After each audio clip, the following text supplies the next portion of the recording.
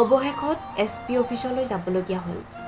এই গোটেই কথাখিনি মই আপোনালোকক বিতংভাৱে জনাম। তাৰ আগতে দুটা ভিডিঅ' ক্লিপ দিছোঁ, সেই দুটা চাই লওক। এতিয়াও ভবা নাছিলোঁ যে কেতিয়াবা এদিন এনেকুৱা কাৰণত আমি SP অফিচলৈ আহিব লাগিব। আহ্বান জনাইছোঁ, যদিও আপোনালোকৰ লগত হোৱা নাই, তথাপিও কিন্তু এই পেজটোৰ বিৰুদ্ধে এষাৰ হ'লেও মাত মাতক। আপোনাৰ লগতো হ'ব পাৰে, আপোনাৰ মিছেছৰ লগত হ'ব পাৰে। এই ভিডিঅ'টোত দেখা বাজনীৰ নাম হৈছে দেৱযানী বা। তেখেতক হয়তো চিনি নোপোৱা মানুহ খুব কমেই আছে। তেখেতৰ কথাখিনিৰ প্ৰসংগত আজি মই কেইটামান কথা ক'ম, আৰু তেখেতৰ ভিডিঅ'টো চাই মই যথেষ্ট সাহস পাই আজি মই এই ভিডিঅ'টো বনাবলৈ আগবাঢ়ি আহিছোঁ। তাৰ বাবে প্ৰথমে তেখেতক বহুত বেছি ধন্যবাদ। তেখেতে হয়তো আগবাঢ়ি নাহিলে মই এই ভিডিঅ'টো আজি বনাবলৈ নোৱাৰিলোঁ হয়। মোৰ কথাখিনি মই কোনোদিন আপোনালোকৰ আগত খুলি ক'ব নোৱাৰিলোঁ হয়। এতিয়া তেখেতৰ যিটো সমস্যাটো আপোনালোকে গম পাইছে। সমস্যাটো হৈছে তেখেতৰ ভিডিঅ'ৰ পৰা কিছুমান ফটো লৈ কোনোবাই বোৱাৰী লাভাৰ্ছ তেনেকুৱা কিবা বেয়া গ্ৰুপত ভিডিঅ'ৰ স্ক্ৰীনশ্বটসমূহ বেয়া থাম্বনেইল লিখি বেয়াকৈ ওপৰত লিখি দি আছে। সেনেকুৱা সমস্যা এটা ময়ো পাইছোঁ। ময়ো 2 ৰাতি 3 ৰাতি উজাগৰে কটাইছোঁ। মোৰ লগতো হৈছে, কিন্তু মোৰ এইখিনি কথা ক'বৰ কাৰণে আপোনালোকৰ আগত সাহস হোৱা নাছিল। কিন্তু আজি দেৱযানী বাই কোৱা দেখি মোৰ সাহস হৈ মই আজি ভিডিঅ'টো বনাবলৈ আগবাঢ়ি আহিছোঁ। আজিৰ পৰা এমাহমান আগত মোক মেছেজ দিছিলে ফেচবুকত। মই যিহেতু কবিতা কৰোঁ, কাহিনী কৰোঁ, আপোনালোকে জানেই, গতিকে মোক তেনেকুৱা মেছেজ আহি থাকে, দি থাকে। মই ৰিপ্লাই দিয়া পৰে, কেতিয়াবা দিব লাগে, কাৰণ মোৰ তেনেকুৱা কাহিনী কবিতা যিহেতু আহি থাকে, মই ৰিপ্লাই দিলেহে তেখেতলোকে দিব পাৰে, গতিকে মই ৰিপ্লাই দিব লাগে। তেনেকৈ প্ৰথমতে মই তেখেতক ৰিপ্লাই দিয়া নাছিলোঁ, তাৰপিছত মই ৰিপ্লাই কৰিলোঁ। তাৰপিছত তেখেতে মোক ক'লে মোৰ ফটো লোৱা হৈছে বুলি। তেতিয়া মই ভাবিলোঁ কিয় বা ফটো লৈছে। আগতেও মোক মানে তেনেকৈ দুজন ব্যক্তিয়ে মেছেজ কৰিছিল বোলে আপোনাৰ ফটো ল'ম, গানৰ কভাৰ এটাত দিব লাগে। তেওঁলোকে বাৰু মোক সুধিছে, তাৰপিছত মই দিছোঁ নিদিছোঁ সেইটো মোৰ পাৰ্চনেল মেটাৰ, সেইটো মই ক'ব নাযাওঁ। তাৰপিছত তেখেতে যেতিয়া ক'লে মই ভাবিছোঁ তেনেকুৱা কিবা প্ৰসংগতে চাগে হ'ব পাৰে মোক সেইকাৰণে সুধিছে। তাৰপিছত মই ক'লোঁ কিয় বা লৈছে বুলি সুধিলোঁ। তেতিয়া তেখেতে মানে ৰিপ্লাইটো দিব ইমান মানে ভালকৈ ৰিপ্লাইটো নিদিলে। মই তাৰপাছত কি কৰিলে, মই সুধিলোঁ আপুনি মোৰ ফটো কিয় লৈছে। তেতিয়া তেখেতে মোক ক'লে লৈছোঁ আৰু কিবা কাৰণত, পিছত গম পাবা।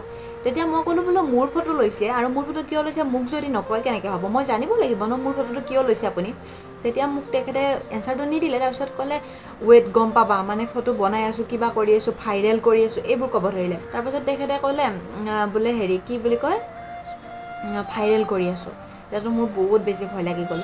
কথাখিনি মই ঘৰত ক'বও পৰা নাই, মা দেউতাক ক'ব পৰা নাই, কাৰণ মা দেউতাই এইটো বিষয়ত ইমান জ্ঞাত নহয়। ছ'চিয়েল মিডিয়াৰ কথাটো আমাৰ মা দেউতাই ইমান নাজানে, গতিকে মই মা দেউতাক ক'ব পৰা নাই। মোৰ ভাল ফ্ৰেণ্ডক মই ক'লোঁ, কওঁতে মানে ক'লে ৰিপ্লাই নকৰিবি, তই ৰিপ্লাই কৰিলে এনেকুৱা হ'ব।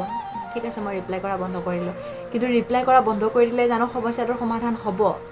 একেবাৰে নহয়। বহুত ভয় খালোঁ মই। এদিন সেনেকৈ গুচি গ'ল। সেই নেক্সট ডে আকৌ মই ৰাতি ভাত খাব বহিছোঁ। ভাত খাব বহাৰ সময়ত মেছেজ দিছে ৱেইট সময় আহি গ'ল বুলি। মোৰ বহুত বেছি ভয় লাগিছে। ভাত খাব লোৱা ভাত মই নাখাই উঠি গৈছোঁ। তাৰপাছত ইমান কান্দিছোঁ, বহুত কান্দিছোঁ। মই বোলো মই কৰিলোঁ কি, মোক যে এনেকুৱা কৰিছে মই কৰিলোঁ কি। তাৰপিছত বহুত কান্দিছোঁ, ভাত নাখালোঁ। সিদিনাখনে ৰাতিটো মই সেনেকৈ শুই থাকিলোঁ, নোখোৱা নোবোৱাকৈ মই শুই থাকিলোঁ। শুই থাকি উঠি পিছদিনা মই ৰাতিটো মানে মোবাইলটোত নেটটো সিদিনা অন কৰি থৈ দিছোঁ। মোবাইলটোত কিবা নটিফিকেশ্যন আহিলেই মানে ভাবোঁ ক'ৰবাত মোৰ ফটোৱে ভাইৰেল হৈ গ'ল নেকি, কিবাই হৈ গ'ল নেকি বুলি খালী মোবাইলটো চাই থাকোঁ। তাৰপাছত বহুত বেছি ভয় লাগি আছে, সেনেকৈ থাকিলোঁ। ৰাতিপুৱাই গ'ল, তাৰপিছত একো নাই।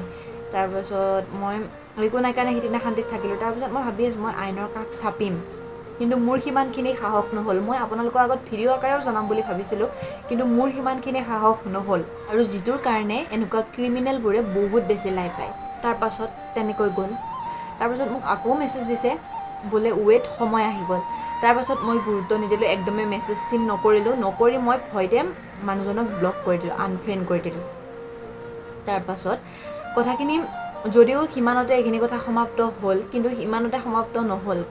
নোহোৱাৰ কাৰণটো হ'ল তেখেতে কিজানিবা মোৰ ফটো ইতিমধ্যে ভাইৰেলেই কৰিছে, মই গম নাপাওঁ। কাৰণ মই তেখেতক আনফ্ৰেণ্ড কৰি দিলোঁ, ব্লক কৰি দিলোঁ, ভয়তে ব্লক কৰিলোঁ, আনফ্ৰেণ্ড কৰিলোঁ।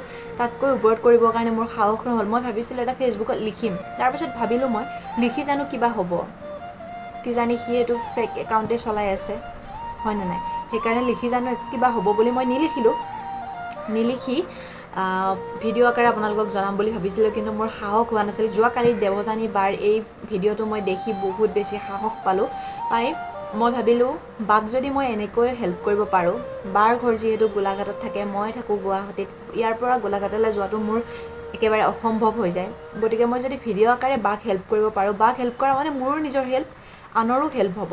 কাৰণ আমাৰ নিচিনা, বাৰ নিচিনা, মোৰ নিচিনা সমস্যাত বহুত মহিলা মানুহ, ছোৱালী মানুহ ভুগি আছে, যিটো তেওঁলোকে ক'ব নোৱাৰে। এনেকুৱা অচিনাকিয়ে যে কৰে সেইটো নহয়, কিছুমানক বয়ফ্ৰেণ্ডে কৰে, কিবা কৰে, বয়ফ্ৰেণ্ডৰ লগত কিবা নিমিলিলে, কাজিয়া কৰিলে বয়ফ্ৰেণ্ডে ব্লেকমেইল কৰে, যিটো ছোৱালীবোৰে কাকো ক'ব নোৱাৰে, নিজে ভিতৰি ভিতৰি মৰি যায়, চুইচাইড পৰ্যন্ত কৰি দিয়ে, সেইটো কথা।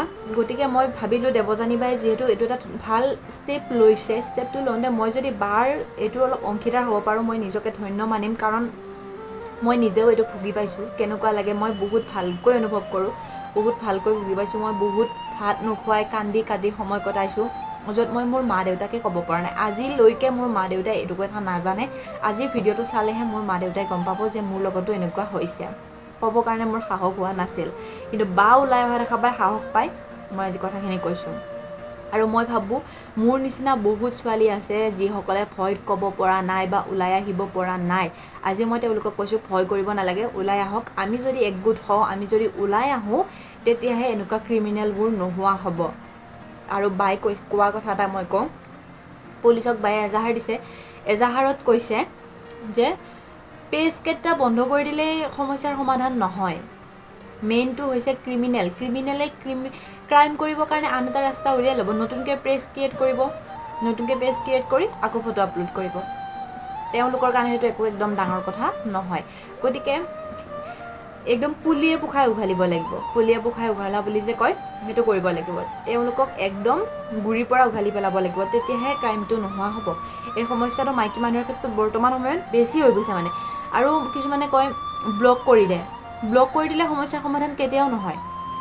কাৰণ মই ব্লক কৰি দিলোঁ, মই ব্লক কৰি দিয়াৰ পিছত বা মানুহজনে মোৰ এগেইনষ্টত কি কৰিছে মই গম নাপাওঁ।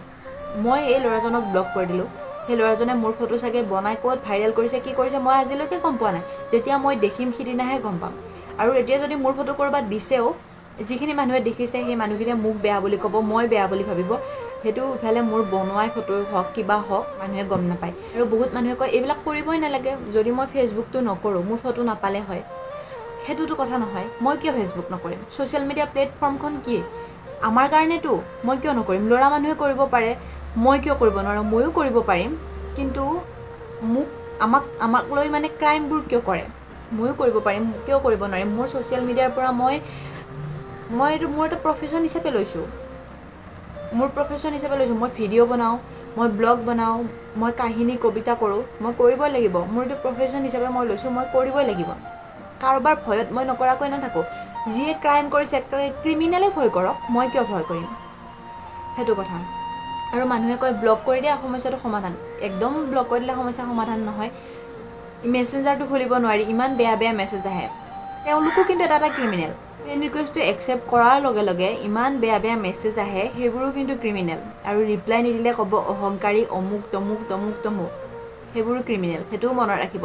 সেইবিলাকৰ ওপৰতো কিন্তু আমি মাত মাতিব লাগিব। আজি যদি আমি একগোট নহওঁ, কোনো দিন আমি একগোট হ'ব নোৱাৰোঁ।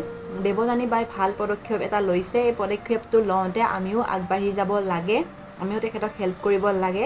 তেতিয়া এই সমস্যাটো নোহোৱা হ'ব। কাৰণ মই ভুক্তভোগী, মই ভুগি পাইছোঁ, মই বুজি পাওঁ কিমান কষ্ট, কিমান ভয় লাগি থাকে। বিশেষকৈ বেছিকৈ ভয় লাগি থাকে, কিজানিবা মোৰ ফটোখন ভাইৰেল কৰি দিলে, কিজানিবা মোৰ ফেমিলি মেম্বাৰে দেখিলে, ফেমিলি মেম্বাৰে নেদেখিলেও বেলেগ মানুহে দেখিব, মানুহে কিজানি দেখিলে মানুহে মোক বেয়া বুলি ক'ব, এইজনী ছোৱালী এনেকুৱাই নেকি, এই অমুকত দেখিছোঁ, কিন্তু তাইৰ চৰিত্ৰটো যে এনেকুৱা গম পোৱা নাছিলোঁ।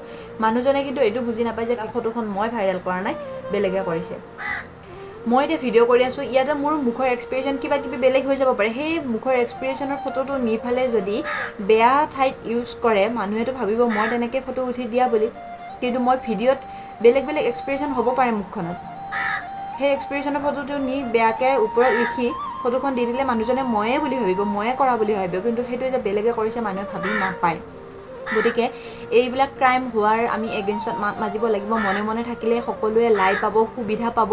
যিটো মই ভুল কৰিছোঁ সেইটো ভুল আপোনালোকে একদমেই নকৰিব। মই আজি এমাহ ধৰি মনে মনে থাকিলোঁ মই ভুল কৰিছোঁ মই মানিছোঁ মই ভুল কৰাৰ কাৰণে এই ক্ৰিমিনেলজনে হয়তো আৰু আন কাৰোবাক কোনোবা ছোৱালীৰ লগত কৰি আছে গতিকে আপোনালোকে মনে মনে নাথাকিব আপোনালোকৰ লগতো যদি এনেকুৱা ছেম কণ্ডিশ্যন হৈছে আপোনালোকেও সজাগ হওক মানুহক সজাগ কৰক এই বিষয়ত মাত মাতক দেৱযানী বাৰ লগত এক হওক এই বিষয়ত মাত মাতক নহ'লে এইটো ক্ৰাইম বাঢ়ি বাঢ়ি বাঢ়ি বাঢ়ি বাঢ়ি বহুত দূৰলৈকে শিপাব য'ৰ পৰা আমি নিজক কিন্তু বচাবলৈ নোৱাৰিম হয়তো আমাৰ মহিলাবিলাকৰ বহুতৰ এইটো মানে স্বভাৱ আছে ভাবিব মোৰ লগত হোৱা নাই মই কিয় মাত মাতিম যাৰ লগত হৈছে সেয়া মাত মাতিব সেইটো কিন্তু একদমেই নহয় আপোনালোকৰ লগত আজি হোৱা নাই হয়তো কাইলৈ হ'ব পাৰে আপোনাৰ লগত হোৱা নাই আপোনাৰ ছোৱালীৰ লগত হ'ব পাৰে আপোনাৰ ভণ্টিৰ লগত হ'ব পাৰে আপোনাৰ বাইদেউৰ লগত হ'ব পাৰে সেই কথাটো কিন্তু মনত ৰাখিব আজি নহ'ল বুলি যে কাইলৈ নহ'ব সেইটো একদম একো ডাঙৰ কথা নহয় আজি হোৱা নাই কাইলৈ হ'ব পাৰে এই ক্ৰিমিনেলবোৰে কিন্তু আপোনালোকক টাৰ্গেট কৰি থাকে এই কথাটো একদম মনত ৰাখিব আৰু